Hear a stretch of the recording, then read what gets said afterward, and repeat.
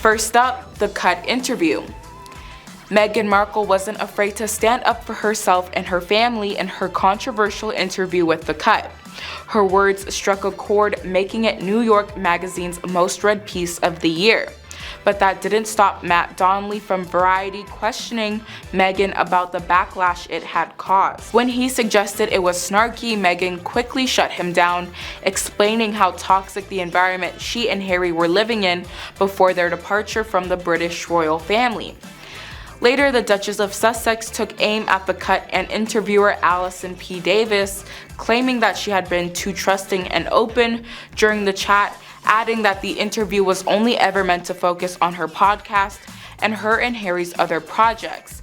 But that was not how the interview was perceived at all. Number 9, the Docu Series. The Netflix docu-series Harry and Meghan has been getting a lot of attention lately, and I'm sure most of us have either watched it or at least heard about it. Meghan's behavior in the docu-series has caused quite a storm on the internet. Some people even think the series should have been called Meghan because of how she approaches certain topics with such drama. It raises the question of whether these two really deserved a whole series, considering they wanted to get away from the media spotlight. Body language experts have analyzed Meghan's actions and behaviors, and they think she's manipulative and narcissistic. They argue that she's using Harry's vulnerability to control him and make him do what she wants. Number 8, the aftermath of the docuseries. Harry and Meghan's comments and royal attacks during their docuseries were crazy, with one TV host suggesting they constituted treason. GB News host Nana Aku was so outraged that she called for a national referendum to get the couple stripped of all their titles, including Harry's birthright as a prince. She called the docuseries disgraceful, adding, "I would go as far to say that they are committing treason." The host was angry that Meghan made it all about race, claiming the only reason why people don't like this woman is frankly because of the way she behaved and the awful things she has said. This woman is delusional, self-obsessed, and she's dragging Harry down with her, and frankly, they are a disgrace to this country. A fellow GB News host called it the couple's most disgraceful propaganda yet. In a gutless roundabout way, Prince Harry has just accused Prince William of bullying him out of the royal family. This Netflix series isn't just a delusional fantasy of victimhood, it's the end of his relationship with his own brother, he tweeted. Princess Diana would be devastated, he claimed of the brother's late mom. Number 7, her mockery of the curtsy. When describing her first meeting with Queen Elizabeth II while she was dating Harry, Meghan claimed she did not know that royal protocol dictated she had to curtsy to the Queen when she met her. She then reenacted her attempt, suggesting it was awkward and compared it to medieval times. This caused controversy in the UK, with some labeling it disrespectful to the late Queen, and now an Instagram user has found a scene from an early season of Suits that showed her character, Rachel Zane, performing a curtsy. Remember when Meghan Markle told Oprah she had no idea what a curtsy was and lied again on the Netflix documentary and mocked the Queen with her medieval times comment? The Instagram user captioned the post. Here she is on Suits a few years ago, executing a perfect curtsy. This only proves she knew perfectly well how to curtsy long before she met Harry. This season was filmed in 2010, so her whole BS on Netflix about curtsying to the Queen was just a mockery. Next up, the engagement interview. The engagement interview raised concerns for many people. While it didn't necessarily make people dislike her, it definitely made them question her intentions because something felt off. We knew she was an actress, but it was evident that she was trying hard not to be overshadowed by Prince Harry. She interrupted him too many times, either to stop him from saying something or to redirect the conversation to her liking. It was not only rude, but also showed a lack of manners and a controlling nature. Her gesture of putting her hand on his leg, as if to say, "I'll take over now," made Harry visibly uncomfortable. She seemed to be trying to assert her dominance and control over him, which is not how a healthy relationship should function. Number 5, her lying about a secret wedding. During the much-anticipated Oprah interview, Meghan Markle claimed that she and her husband, Prince Harry, had a private wedding ceremony with just the two of them and the Archbishop of Canterbury 3 days before their globally televised wedding. However, Piers Morgan argued that this was illegal, saying, "I knew that couldn't have happened because she said it was just the two of them with the Archbishop of Canterbury, the most powerful churchman in Britain," said Piers. "That's illegal. If that had happened, just the three of them, the Archbishop would have been arrested for breaking the law." When asked to comment on Meghan's claims, the Archbishop neither confirmed nor denied if they had exchanged any private vows before their big day. Number 4, the Oprah interview. Oprah's interview with Meghan Markle and Prince Harry made headlines with explosive revelations. Meghan spoke about enduring constant thoughts of ending her life and receiving no help from the palace. She and Harry shared that a member of the royal family expressed concerns about the skin color of their son Archie. Harry mentioned his father, King Charles, not taking his calls and cutting off financial support. Despite threats, including those targeting Meghan's biracial identity, the palace removed their royal protection. The 2-hour interview sparked a heated debate between American Twitter and British Twitter. Some royal experts and journalists dispute these claims, suggesting that Meghan never faced mental health issues and that her body language during the interview indicated she was not truthful. Next up, she claimed she was bullied by the royal family. In her interview with Oprah Winfrey, Meghan Markle claimed that she was bullied by members of the royal family and received no support from them. However, this was refuted by Prince Harry's brother, Prince William, who stated that he had always been there for his brother and sister-in-law. One of the standout moments from Meghan's Oprah chat was when the TV host asked if she had been silent or silenced, and Meghan said it was the latter. However, Piers Morgan poured scorn on her claim, telling Tucker this idea that Meghan Markle was silenced. Meghan Markle guest-edited British Vogue magazine in the middle of her silence. Meghan Markle made 73 public appearances, many of which she spoke at during her extended period of being silenced. This lie caused further tension and division within the royal family and made her very unlikable. Number 2, Meghan's passport was allegedly taken from her. Meghan claimed during the Oprah chat that she had her passport taken from her. She also said she was unable to just leave. However, after meeting Harry, she must have still had her passport on hand, as the couple jetted off on 13 holidays together, including breaks in Ibiza and Amsterdam. She also traveled without Harry to New York and Toronto. Many viewers felt that it was odd to lie about something so small and simple. And last but not least, the royals are liars.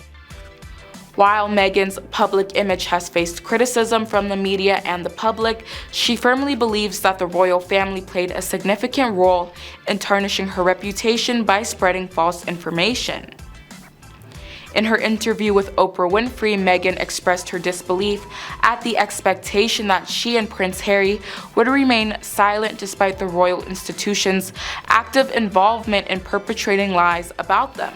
Meghan said her press team did not defend her in the news, but journalists say many things were kept out of the newspaper when her press team said they were untrue.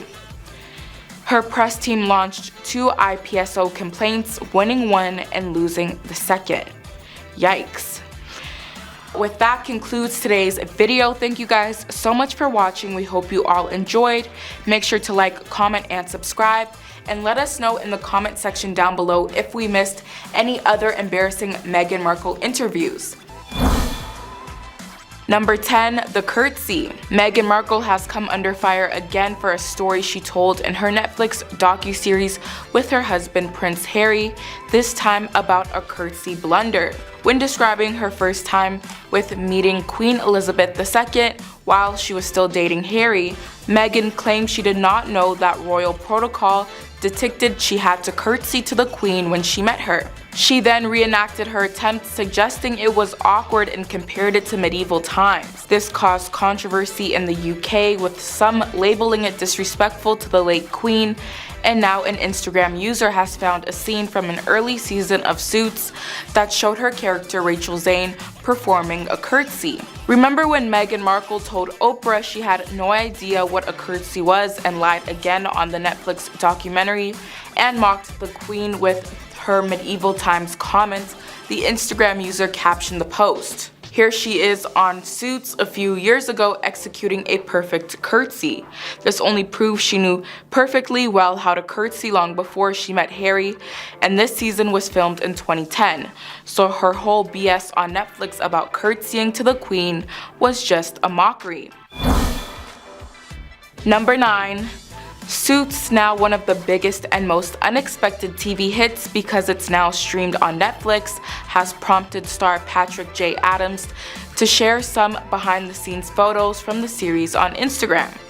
Although the pictures promptly featured his former co-star Meghan Markle, they have since been removed. Contrary to popular belief, the removal was not due to any security concerns related to Meghan Markle's status as Prince Harry's wife, but rather because Adams posted the photos during the SAG-AFTRA strike. After facing criticism from commenters who accused him of violating strike rules by sharing the Suits pictures, Adam apologized on his Instagram story.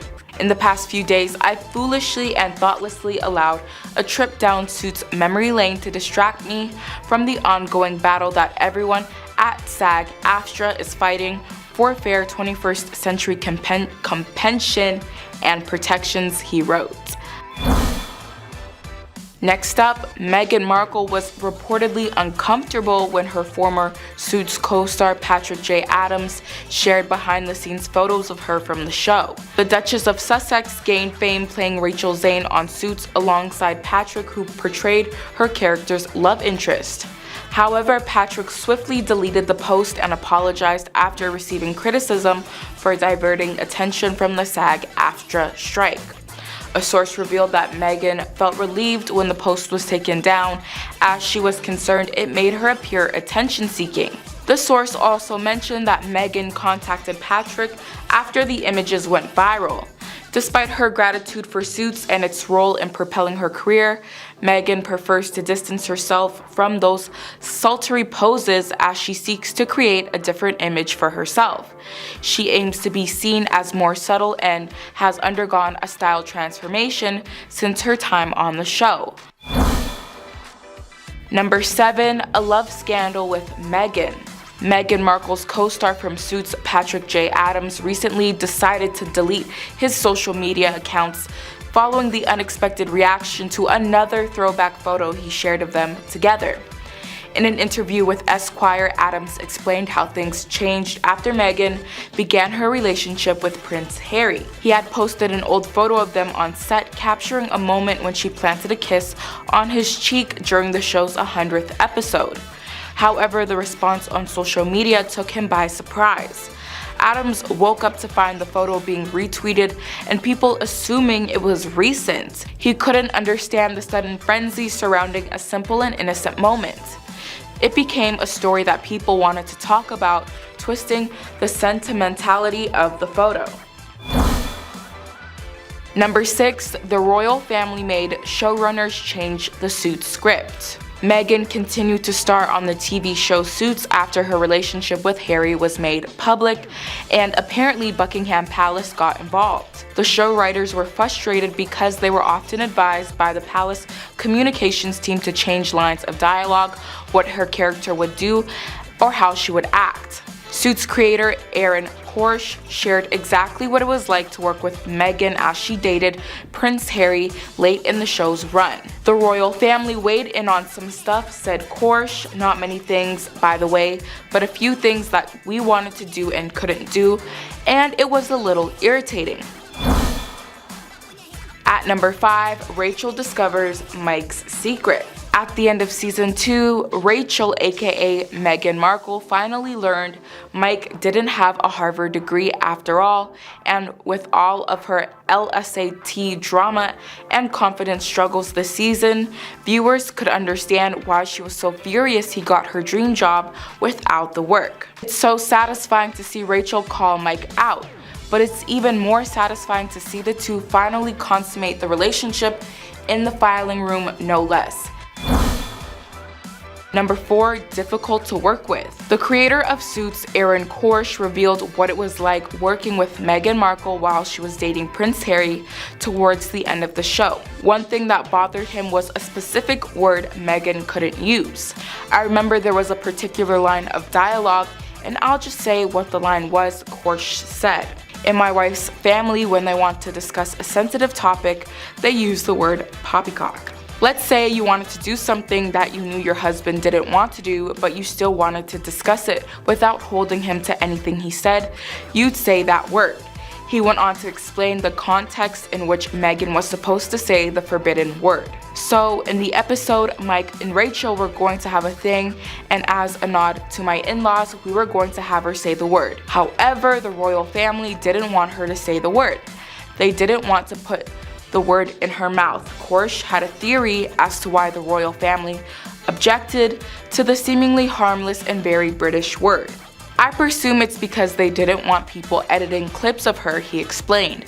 "So we had to change it to BS instead, and I didn't like it because I had promised my in-laws that their word would be in the show."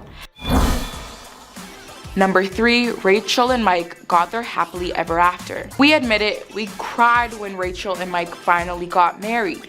Not only was their wedding perfect, and we maybe think Rachel's wedding dress rivaled Meghan Markle's gown, to be honest, but it was the perfect send-off for the two characters. Best of all, Rachel just doesn't get her dream wedding and dream man, but she also gets her dream job.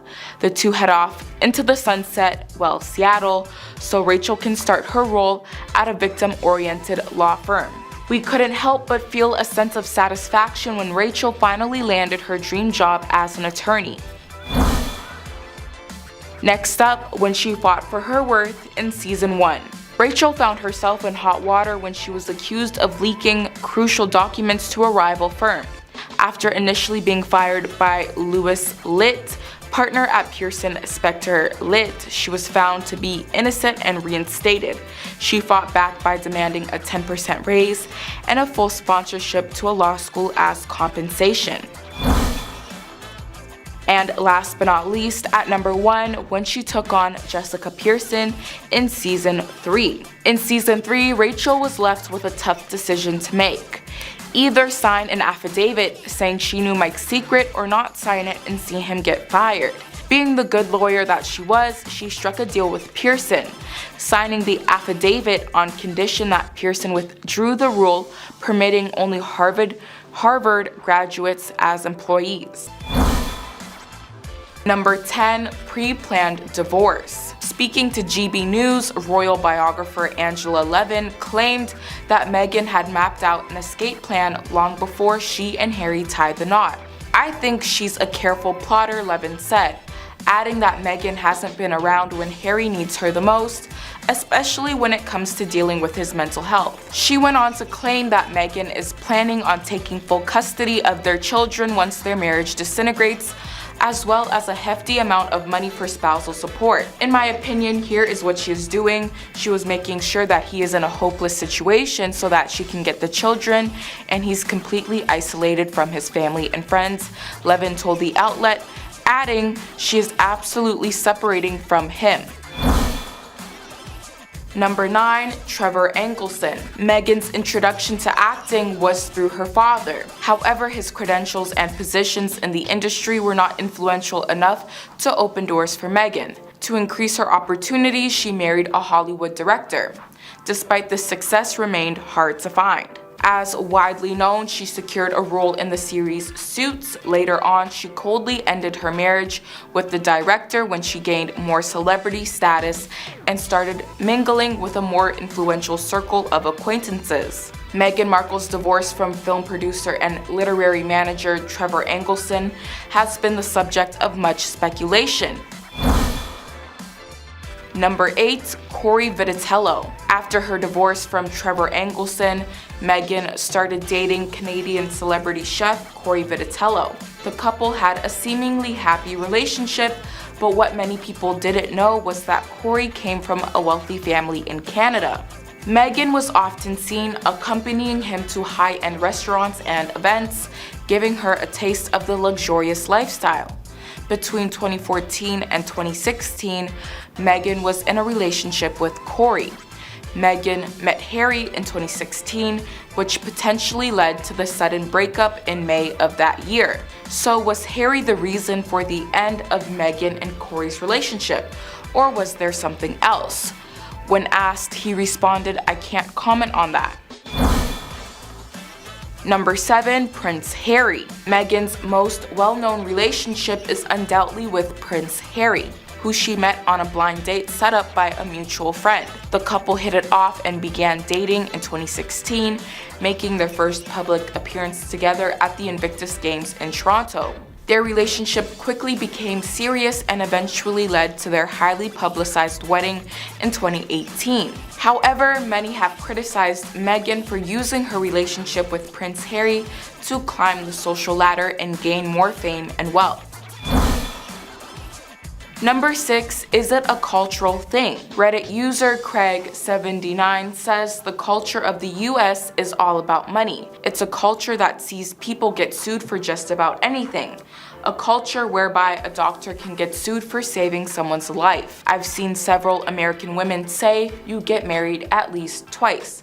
First for money, second time for love. I've yet to see any woman in the UK being interested in a man for the sole purpose of fleecing him for his money. As we all know, this is Meghan's second marriage. So could this theory very well be true? In our number 5 spot, separating Harry from his family. It is clear that neither Meghan or Harry had to leave England to step back from public life and quit the royal family. Harry did not have to be separated from his friends, family, and everything he knew. According to reports, Meghan gave Harry an ultimatum, forcing him to choose between her and their kids. Harry himself expressed that he had no other option but to leave his country and loved ones to fulfill her desires. Meghan threatened to leave Harry with their children and made him sacrifice everything for her own gain. All she wanted was the money and the crown, until she realized that she married the wrong prince and wasn't getting the crown at all. She then created horror stories that were so bad because they were all lies and fabricated tales making her look like a victim, so she fled. Number 4, Roy McClory. Before she met Prince Harry, Meghan briefly dated professional golfer Roy McClory. However, some speculate that Meghan was using Rory to gain access to high-profile events and boost her own fame. The thing is, the relationship was pretty short, so we didn't get to see much else. Number 3, Marcus Anderson. Marcus Anderson is a consultant for the Soho House chain of private members clubs and a close friend of Prince Harry. He is also rumored to be the one who introduced Meghan to Prince Harry at a Soho House event. Some speculate that Meghan used her friendship with Marcus to get closer to Prince Harry and eventually secure a royal title. Before Meghan Markle met Prince Harry, a business associate of hers said she asked to meet famous men to date. Meghan Markle's former best friend has also said she was obsessed with becoming famous and that she used people to get what she wanted. Number 2, Michael Bublé. In the early 2000s, Meghan was rumored to be briefly dating Canadian singer Michael Bublé. It is rumored that after their relationship ended, Meghan continued using his name to get into exclusive events and boost her own fame.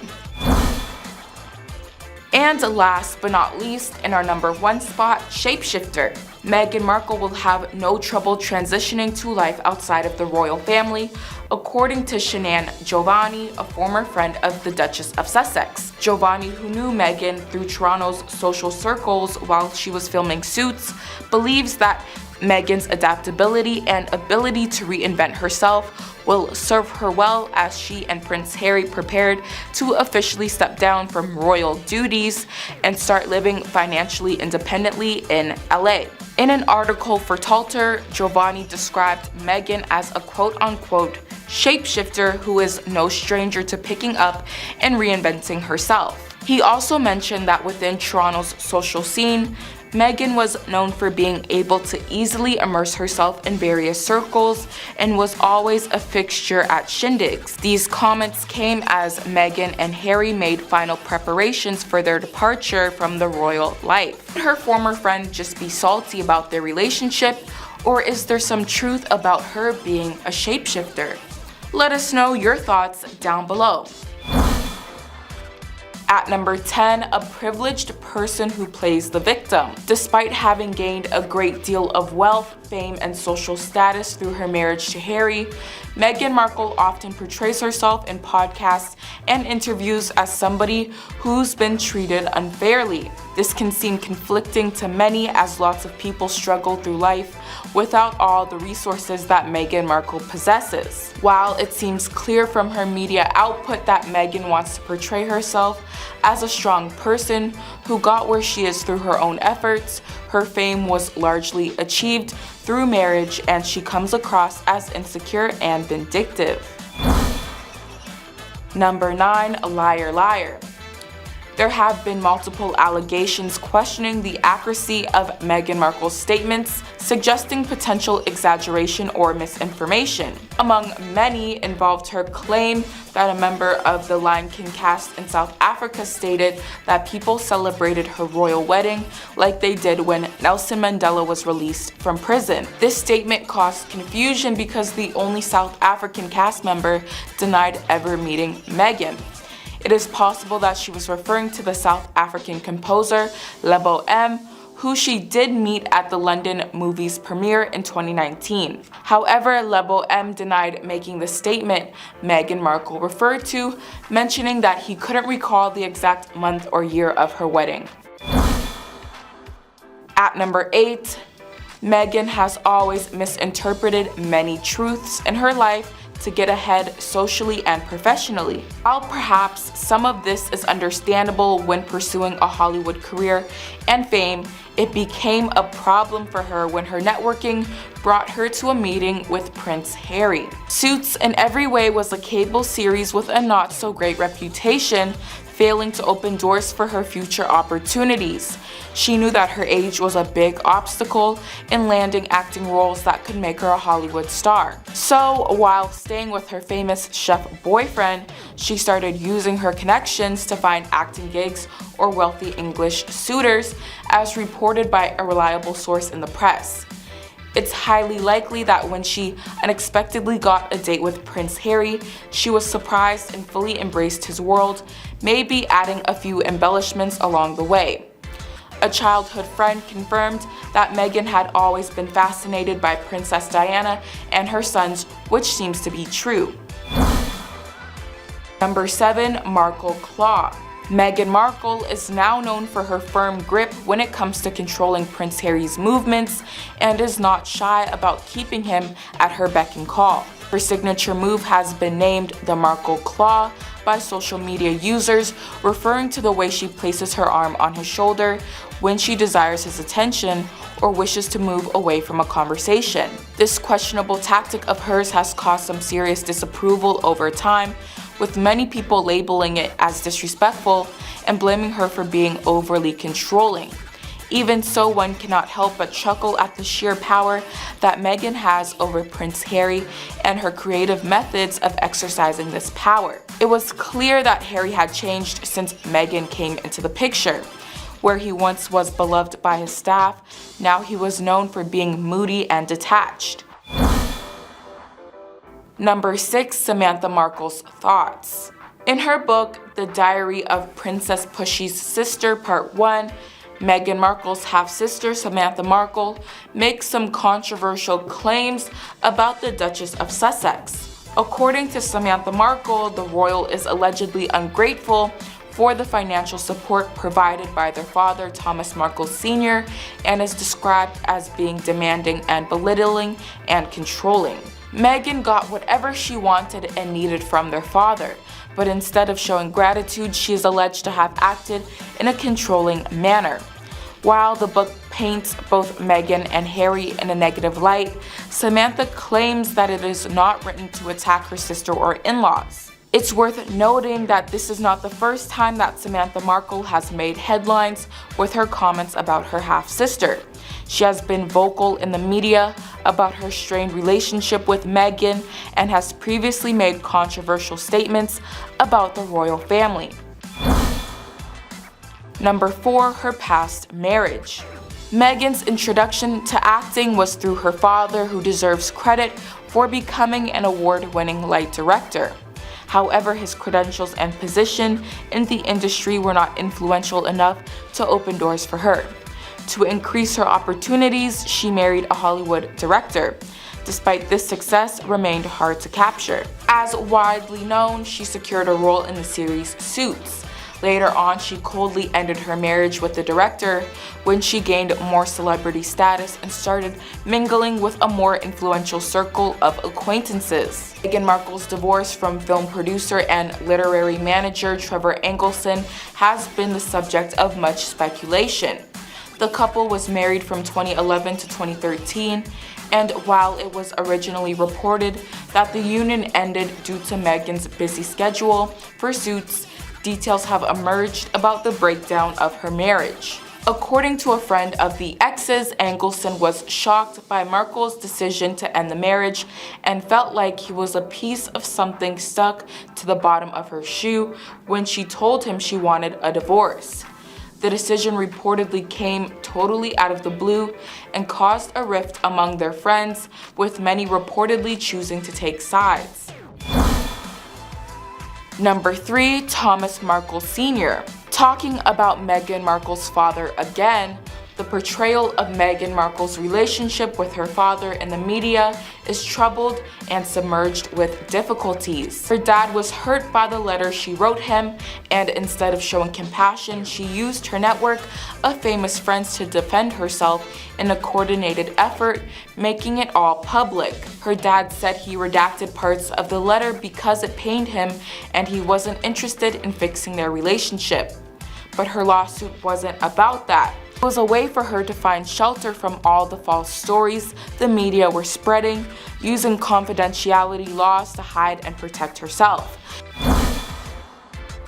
Number 2, controlling. Critics of Meghan Markle have consistently accused her of being controlling and manipulative. She tends to dominate conversations and seek the limelight during interviews. Reports from staff who worked in the royal household have complained about instances of bullying from Meghan Markle. These claims were documented in an article published in The Times. Leaked emails authored by Jason Knopf, a former communications secretary at Kensington Palace, described the Duchess' behavior as totally unacceptable. And last but not least, in our number 1 spot, silent or silenced. The words of Oprah Winfrey, "Were you silent or silenced?" In her highly anticipated interview with Oprah Winfrey, Meghan Markle claimed that she had been silenced. Piers Morgan, however, was quick to challenge the statement, pointing out that during the period in question, Meghan had guest-edited British Vogue and had appeared in 73 public events, featuring many speeches during her extended period of being silenced. But with that concludes today's video. Thank you guys so much for watching. I've been your host, Shantae. Make sure to like, comment, and subscribe, and we will see you in the next video. Bye!